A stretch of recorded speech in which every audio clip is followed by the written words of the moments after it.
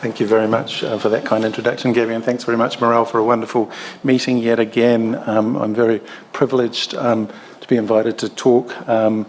I sort of feel like I'm in the pivot point of the day, just sort of sandwiched between the scientists and the surgeons, which is always a difficult place for me to be. Kindly Reed sort of said that as you get later in the day, you can skip over all the slides that everybody has talked about. So hopefully for the clinicians in the room, you can just wake up for this one session and then go back to sleep when the surgeons come on. But it's very much a knowledge translation, and it really comes from firstly, just my objectives to stress really nodding to the surgeons the importance of aortic surveillance, because really we're not there at the medications yet, and at the end of the day, that's the most important thing about all of our clinics, is monitoring these patients. And to present a practical approach to the initiation and up titration of beta blockers and angiotensin receptor blockers based on the knowledge to date. And then finally, just to discuss the management of other risk factors in preventing aortic disease. So as Gabby mentioned, I had the opportunity to work here with Nicole, who's my clinic nurse that's here in the audience, and Sarah Bowden, who's now left, setting up a genetics clinic at SickKids, and with Erwin Oishlin and Hannah and Chantal, the geneticists, and Morel, who I left with all of the work at Toronto General Hospital, looking after a large group of patients with Marfan's and connective tissue disorders, and I've now shifted to a very small centre. I noticed that I'm the only person in the program that's actually listed under my province because my city's too small. So we're building a new children's hospital there, and I'm hoping that I can collaborate with some of my colleagues across Western Canada to set up travelling Marfan and connective tissue disorder clinics in Western Canada. So this is really a synthesis of an article that we put together with Gabby and Annette, that's not here today, about a practical guide to the clinical management of thoracic aortic disease that we wrote up in a themed article of the Canadian Journal of Cardiology back in 2016. And really, my thoughts around this have sort of condensed into, in the interim, that we're really now at a point where we're making personalised decision making tailored to each individual patient. And I sort of keep changing back and forward between whether I put disease or gene on this first box, but we really, when we consider our patients in the clinical situation, we start off by deciding what disease they have. We then move on to the size and whether we're focusing in on the aortic root, whether we're focusing on additionally the ascending aorta, descending aorta, or whether there's aneurysms elsewhere.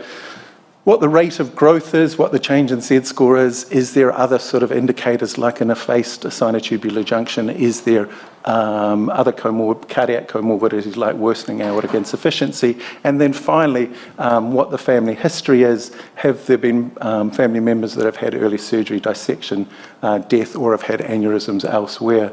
And when we focus in on monitoring, why does size matter? And the surgeons will show these slides a number of times. We know from the Yale data that, that there was a hinge point in patients that had aortic dissection in the ascending aorta at around 55 millimetres and 60 millimetres in the descending aorta. So that's what defined the surgical indication for the general population, and the smaller number of Marfan's patients dissected earlier, so we set that at 50 millimetres, and those were in the days before we knew about Loeys-Dietz and some of these other more aggressive aortopathies. And subsequent studies also showed that there was that the rates of rupture and dissection rates were increased in patients based on size. And we really use that, so size does matter in the adult population, as we have talked about during the day. Less than 35 millimetres we consider as normal in all of the population, but some tall people, again from the Strong Heart study, Dick Devereaux's sort of work that Francois Pierre showed earlier, that tall people can have aortas up to 41 millimetres when they're 6'8", sort of stature. So I consider mild in the 35 to 40 range, moderate 40 to 45, and 45 to 50 being in the severe range generally. And for children, we use similar sort of ranges, but using Z-scores, less than 2 being normal, 2 to 3 mild, 3 to 4.5 being moderate, and greater than 4.5. And for the adults, that danger zone comes on when we're getting into the 50 millimeter range according to the condition. And for children, we get concerned when the Z-scores are over 4.5, but usually outside of rapidly progressive aortopathies or very malignant family histories, we still wait until patients have adult-style absolute indications for based on absolute dimensions. So it's just, again, important to make that note that the aortic root can be larger than 35 millimeters in adults of tall stature. Rapid change in the aortic root size is another warning sign, or rapid change in Z-scores, and that sometimes we may perform surgery earlier due to the fact that there's other cardiac comorbidities. So just beware of size. This is a patient of mine that at 13 presented with Marfan syndrome, had previously lived in Nigeria and came through the door with an aortic root of 50 millimeters. So it does happen in younger sort of patients.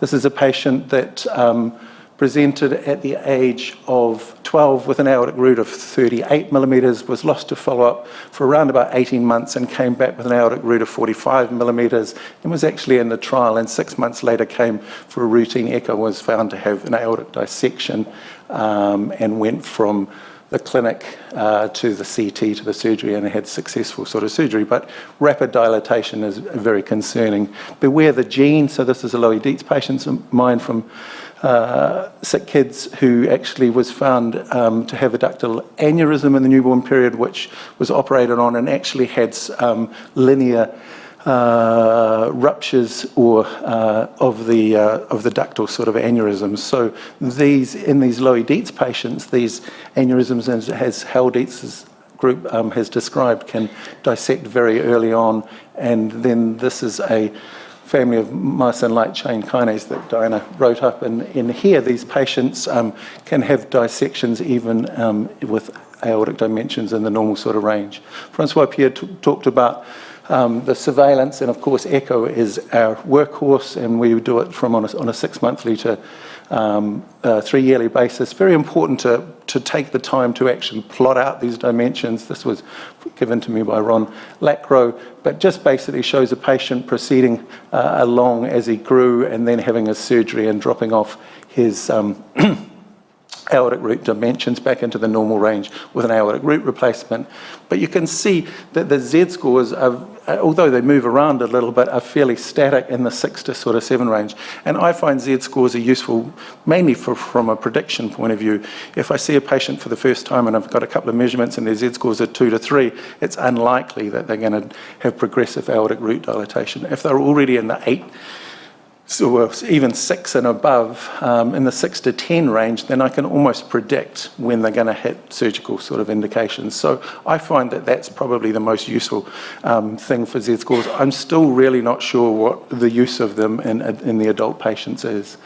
We talked about MRI as well, important. Had the opportunity here in Toronto at SickKids to see whole body angiography, where we could get very nice images of these patients with extensive vasculopathies, and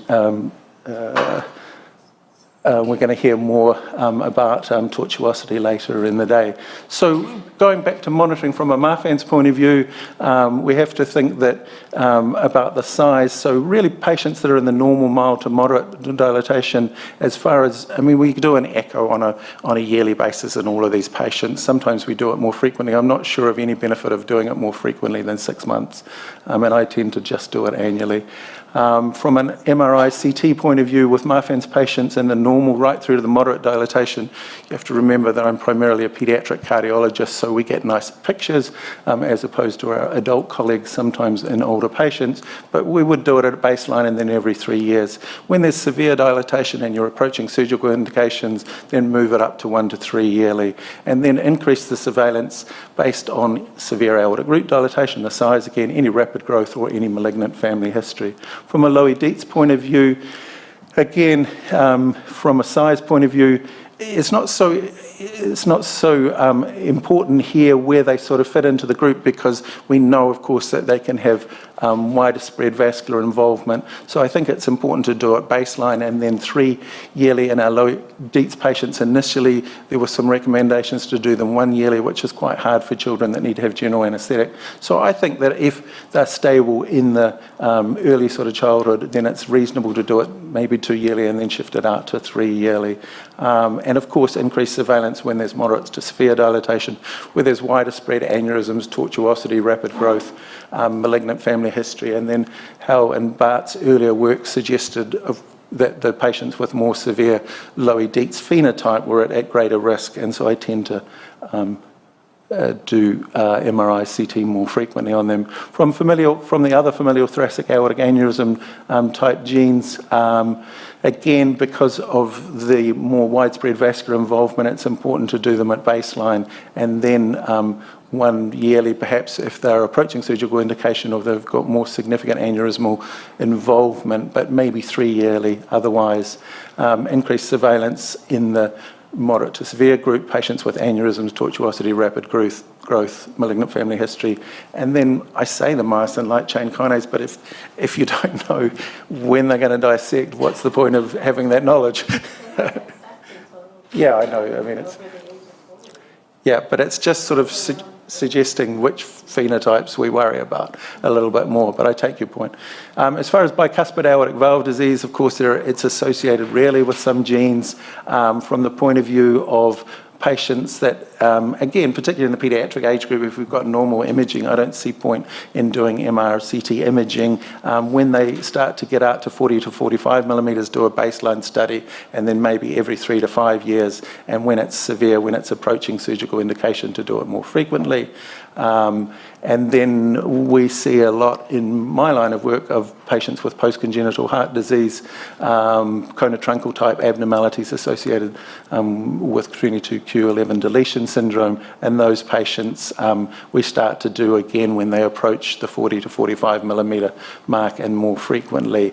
We don't actually see rapid growth in these patients. They tend to have Z-scores that are relatively high in the 5 to 6 range, which persist throughout their childhood, and then they just grow into surgical indications. As far as moving on to the next objective, presenting a practical approach to the initiation of drug therapy. This is based on what Reid already covered, the Jennifer Shaw's paper, which showed some improvement in patients treated with propranolol over 10 years versus those that didn't. But some of the patients that were treated also reached endpoints in that sort of study. So it suggested that there was some benefit, but then there were a number of studies after that were a little bit ambivalent, and then Hal has alluded to all of the lovely mouse work that his lab does, suggesting that losartan had a role, the clinical trials that have followed, and then the Pediatric Heart Network study that we were involved with here in Toronto, again just showing that the baseline adjusted rate of change in the aortic root Z-score did not differ significantly between the atenolol and the losartan group, so both drugs seemed to work. And what we thought as a group of investigators, that there did seem to be increased benefit in starting patients at a younger age, that atenolol was actually well tolerated in higher doses, which previously we had sort of wondered about pushing the doses.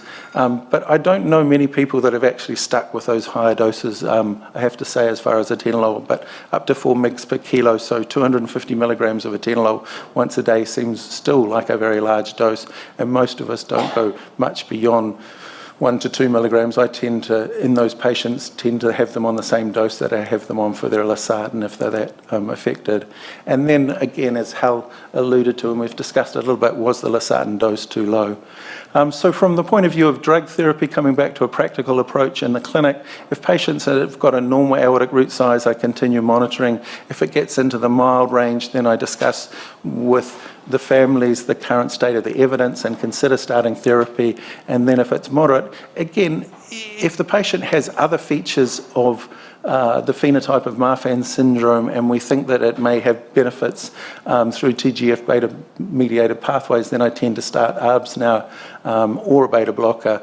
And then if they have severe dilatation, then I start both. But surgery is always our backup.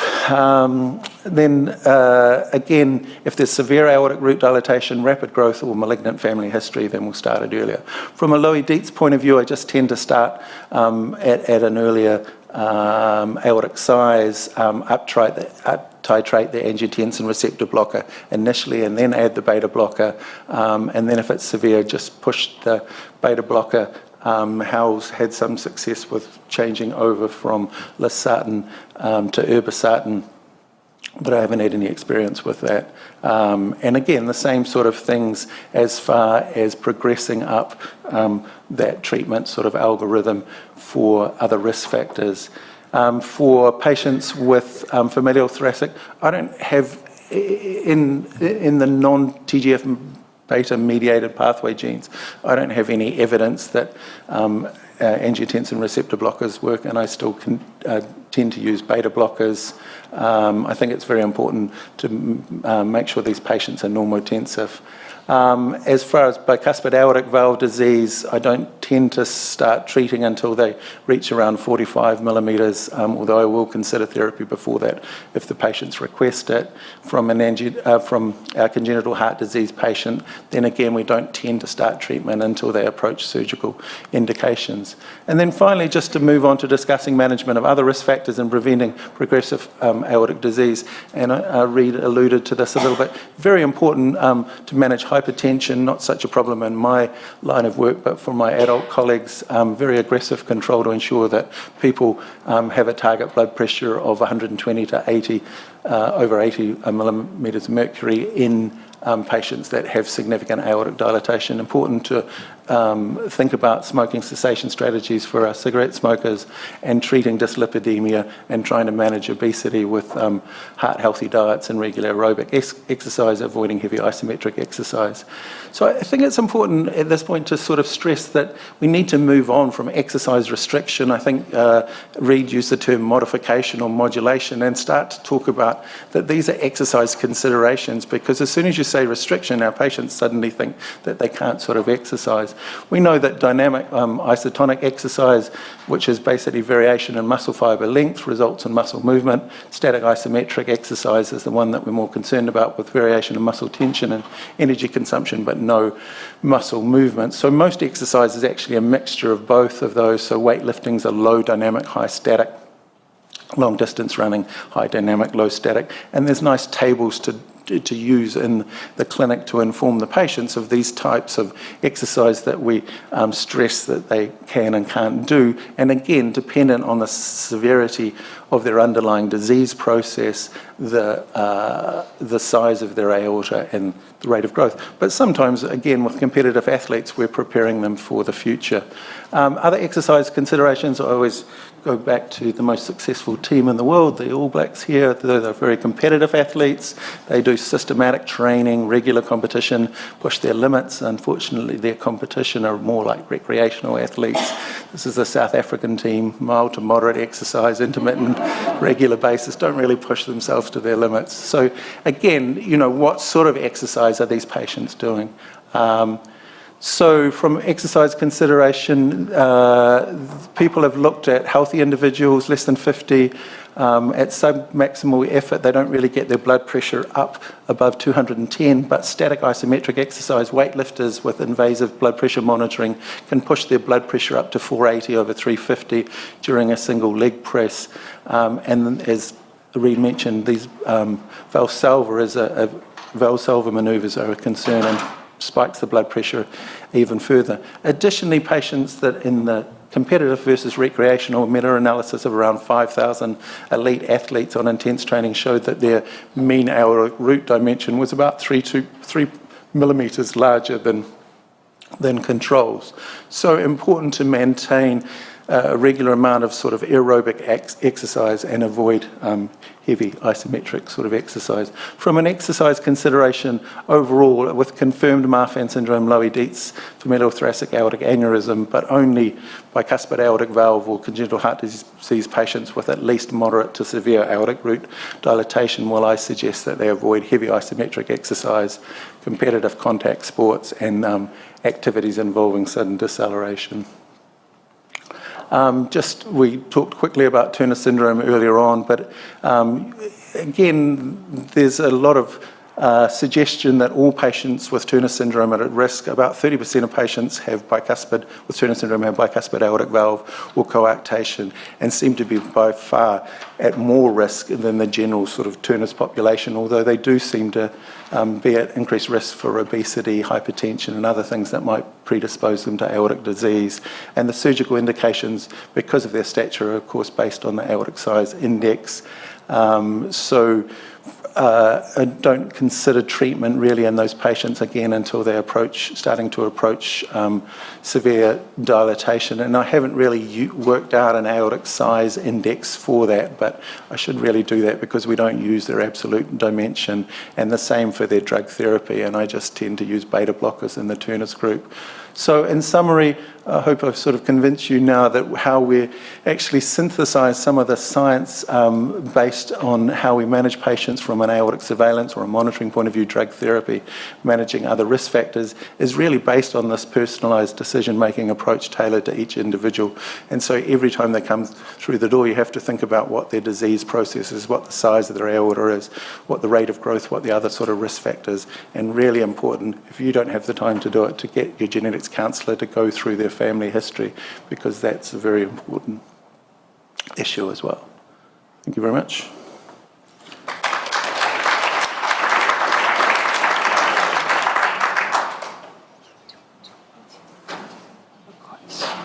Does anyone have a question to ask Dr. Bradley? I have a question. First of all, I really enjoyed your very practical talk. I actually have a lot of questions, but I'll just pick one. So I really liked your slides on how you titrate drug therapy based on the size of the aorta. And that makes a lot of sense to me. I was wondering if you do anything similar for exercise, because I feel like I see a lot of 40-year-olds with small aneurysms, and I don't know if it's just my experience, but for some reason they all do spin class and they all do weightlifting and they're not really interested in giving it up. And they have very small aneurysms. And I was wondering if you do the same titration with exercise. We don't actually, we'd like to get to that point, and as we discussed earlier, people are starting to think about what sort of actual exercises we'd recommend. My general approach to the patients in the clinic is that you should avoid holding your breath when you're exercising, and that's the easiest way. So if they're working on a weight machine, if they're doing any sort of exercise where they're lifting their own body weight or they're pressing press-ups or things like that, if they have to hold their breath, then they're doing too much. And so on a weight machine, they just sort of back off on their repetitions or their weights until they can breathe adequately and talk to the person, and then really avoiding anything that involves Valsalva techniques. And then for patients, again, that have got enlarged aortas, avoiding high-risk sort of, I think Reid used to say, avoid head-on collisions, which is not an easy thing to do, but equestrian events, motocross, anything where you're going to get a blow to the chest is not a good thing for. But I think that that's where we have to move to next, is actually starting to think about what particular types of exercise might benefit these patients, keep them active. We've all seen Marfan's patients go from tall, thin individuals to overweight individuals when their growth velocity changes and they start to put on significant weight, which is another risk factor for you guys when you're trying to open them up. I have a question, Tim. Fabulous talk. I was wondering if you could comment for me on the potential for losartan to slow the development of the severe musculoskeletal malformations in Marfan syndrome if started in infancy. It always strikes me that, of course, we're focused on the aorta, but some of these MSK changes can be life-threatening when they become severe. So, again, we're going on to the modified natural history. It's difficult to comment because we've only known about Loeys-Dietz syndrome for nigh on 13 years now, and we all tend to treat them. I mean, as I alluded to, I tend to treat patients with more severe Marfan phenotype, Loeys-Dietz phenotype, with losartan as my first drug, and then move on to beta blocker. But I think Hal's got some animal evidence that showed that it affected the musculoskeletal phenotype and Loeys-Dietz syndrome as well. But I can't say that I've seen a patient with a severe musculoskeletal phenotype improve dramatically on losartan. I don't know if anybody else has that experience. Any data in humans on MSK progression when started in infancy?